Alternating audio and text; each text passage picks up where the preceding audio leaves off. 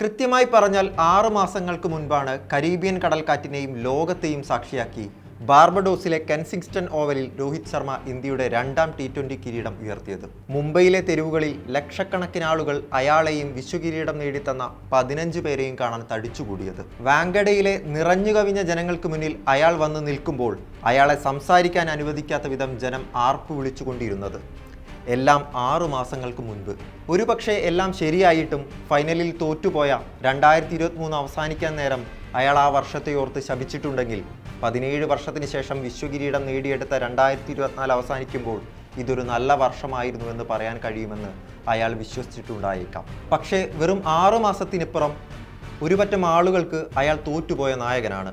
Fitness ഇല്ലാത്ത, ഫോമില്ലാത്ത, വിരമിക്കാതെ കടിച്ചു തൂങ്ങിക്കിടക്കുന്ന ബാറ്ററാണ്. എല്ലാം വെറും 6 മാസം കൊണ്ട്. രോഹിത് ശർമ്മയും വിരാട് കോഹ്ലിയും ടെസ്റ്റ് ക്രിക്കറ്റിൽ നിന്ന് വിരമിക്കണോ എന്ന ചോദ്യം ഇത്ര രൂക്ഷമായി തുടങ്ങിയിട്ട് അധികം മാസങ്ങളായിട്ടില്ല. 2024 തുടക്കത്തിൽ ഇംഗ്ലണ്ടിനെതിരെ നടന്ന ടെസ്റ്റ് സീരീസ് ഇന്ത്യ സ്വന്തമാക്കിയത് 4-1 എന്ന നിലയിലായിരുന്നു.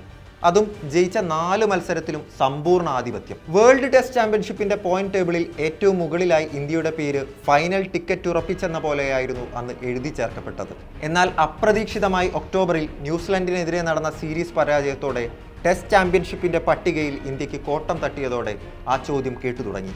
സീരീസിലും തൊട്ടു മുൻപ് നടന്ന ബംഗ്ലാദേശിനെതിരെ നടന്ന 2 ടെസ്റ്റ് മത്സരത്തിലും രോഹിത് ശർമ്മ ഫോമിലല്ലായിരുന്നു. തൻ്റെ കുഞ്ഞിന് ജന്മം നൽകുന്ന സമയത്ത് ഭാര്യയ്ക്കൊപ്പം ഉണ്ടാകണമെന്ന ആഗ്രഹത്താൽ അയാൾ ബോർഡർ ഗവാസ്കർ ട്രോഫിയിലെ ആദ്യ മത്സരത്തിൽ നിന്ന് വിട്ടുനിന്നു.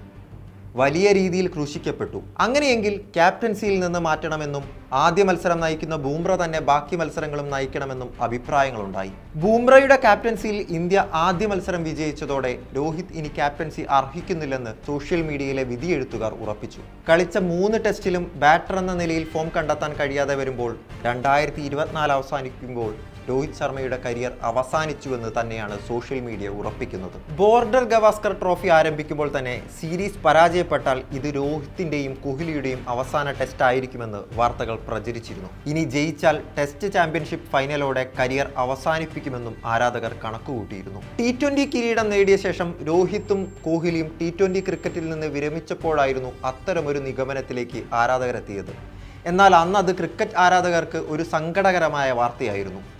അവർ ആർപ്പ് വിളിച്ച, കയ്യടിച്ച റോക്കോ സഖ്യം ഇനി അധികകാലം കളത്തിലുണ്ടാവില്ലല്ലോ എന്ന സങ്കടമായിരുന്നു അന്ന്.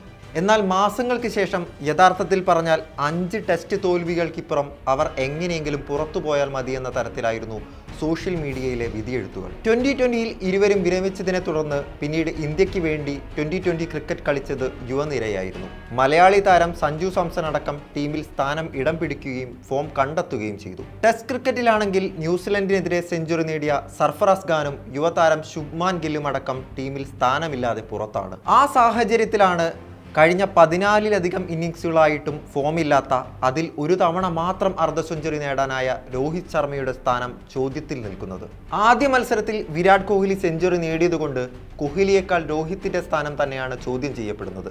സീരീസ് കൈവിട്ടു പോകുമെന്നിരിക്കെ അവസാന ടെസ്റ്റിനു മുമ്പ് തന്നെ അവർ വിരമിക്കണമെന്നുള്ള മുറവിളികളും സെലക്ടേഴ്സ് അവരെ പുറത്താക്കണമെന്നും സോഷ്യൽ മീഡിയയിൽ ആവശ്യങ്ങൾ ഉയരുന്നത്. പലതരത്തിലാണ് രോഹിത് വിരമിക്കണമെന്നുള്ള ആവശ്യം സോഷ്യൽ മീഡിയയിൽ മുറവിളിയാകുന്നത്. ഫോം ഇല്ലാത്ത താരം മാറണമെന്ന് ഒരു കൂട്ടം. ബുംറയുടെ നേതൃത്വത്തിൽ നല്ല രീതിയിൽ പോയിരുന്ന ടീമിനെ രോഹിത് വന്ന് നശിപ്പിച്ചുവെന്നും അതുകൊണ്ട് ബുംറ തന്നെ വീണ്ടും ക്യാപ്റ്റൻ ആകണമെന്നും മറ്റൊരു കൂട്ടം. രോഹിത്തിനോടുള്ള ബഹുമാനം കൊണ്ടുതന്നെ ഈ പരാജയം കാണാൻ സഹിക്കാൻ വയ്യാത്തതുകൊണ്ട് വിരമിച്ച് മാറിക്കൊടുക്കണമെന്ന് മറ്റൊരു കൂട്ടം. എല്ലാവരുടെയും ആവശ്യം രോഹിത് ശർമ്മ വിരമിക്കണമെന്നാണ്. ബോർഡർ ഗവാസ്കർ ട്രോഫി ആരംഭിച്ചതു മുതൽ കമന്റേറ്റർമാരടക്കം ആ ചോദ്യം ചോദിക്കുന്നുണ്ട്. സീരീസിൽ ഫോം കണ്ടെത്താൻ താരത്തിന് കഴിഞ്ഞില്ലെങ്കിൽ സെലക്ടർമാർ പുറത്താക്കുന്നതിനു മുന്നേ തന്നെ രോഹിത് സ്വയം ഒഴിവാകുമെന്നായിരുന്നു സുനിൽ ഗവാസ്കർ സീരീസിന്റെ തുടക്കത്തിൽ പറഞ്ഞത്. മെൽബണിൽ കൂടി താരം പരാജയപ്പെട്ടപ്പോൾ കോഹ്ലി ചിലപ്പോൾ ഇനിയും കളിച്ചേക്കും. പക്ഷേ രോഹിത്തിന്റെ കാര്യത്തിൽ അത് രോഹിത്തിന്റെ തീരുമാനമായിരിക്കുമെന്നാണ് രവിശാസ്ത്രി അഭിപ്രായപ്പെട്ടത്. എന്നാൽ സീനിയർ താരങ്ങളോ സഹകളിക്കാരോ ഒന്നും തന്നെ സോഷ്യൽ മീഡിയയിലെ ബുള്ളിംഗ് പോലെ വിരമിക്കൽ ആവശ്യപ്പെടുന്നില്ല. പക്ഷേ അത് വിദൂരത്തല്ല എന്നു മാത്രം പറഞ്ഞു വെക്കുന്നു. ഫോമിലല്ലാത്ത ഒരു താരത്തെ മാറ്റി മറ്റൊരു താരത്തിന് അവസരം കൊടുക്കുക എപ്പോഴും സാധ്യമാണ്. എന്നാൽ ക്യാപ്റ്റൻ ഫോം ഔട്ട് ആയാൽ എന്താണ് അവിടെ ചെയ്യുക? അവിടെ താരത്തെ മാറ്റി നിർത്തിയാൽ ക്യാപ്റ്റനെയും മാറ്റി നിർത്തേണ്ടി വരില്ലേ? 6 മാസങ്ങൾക്ക് മുൻപ് ബാർബഡോസിലെ സൂപ്പർ 8 മത്സരത്തിൽ ഓസ്ട്രേലിയൻ പേസർമാരായ പാറ്റ് കമ്മിൻസിനെയും മിച്ചൽ സ്റ്റാർക്കിനെയും യാതൊരു ബഹുമാനവുമില്ലാതെ സ്ലോക്ക് സ്വീപ്പ് ചെയ്ത് അയാൾ സിക്സറുകൾ പറത്തിയതും 41 ബോളിൽ 90 റൺസ് അടിച്ചെടുത്തതുമെല്ലാം ഇവിടെ പഴങ്കതിയാകുന്നു. റെഡ് ബോൾ ക്രിക്കറ്റിൽ രോഹിത് വെറും 0 ആയി വിലയിരുത്തപ്പെടുന്നു. 2020 ലോകകപ്പിൽ പാകിസ്ഥാനെതിരെ വെറും 119 റൺസ് ഡിഫെൻഡ് ചെയ്ത ക്യാപ്റ്റനാണ്. ഫൈനലിൽ തോൽക്കുമെന്ന് ഉറപ്പിച്ചിടത്തു നിന്ന് പോലും വീഴാതെ കളി തിരിച്ചുപിടിച്ച ക്യാപ്റ്റനിൽ നിന്ന് അഗ്രസീവ് അല്ലാത്ത ജയിക്കുമായിരുന്ന കളി കൈവിട്ടു പരാജയപ്പെട്ട റെഡ് ബോൾ ക്യാപ്റ്റനാകുന്നു. ഇന്ത്യൻ ക്രിക്കറ്റിൽ യുവതാരങ്ങൾ വെയിറ്റിംഗ് ലിസ്റ്റിൽ കാത്തിരിക്കുക തന്നെയാണ്. ഒരുപക്ഷെ അത്രമാത്രം കളിക്കാരുള്ള മറ്റൊരു രാജ്യവും ഉണ്ടാവില്ല. ഒരു മാസം മുമ്പ് സൗത്ത് ആഫ്രിക്കയ്ക്കെതിരെ T20 സീരീസ് സ്വന്തമാക്കിയ ടീമിലെ ഒരാൾ പോലും ബോർഡർ ഗവാസ്കർ ട്രോഫിയിലില്ല.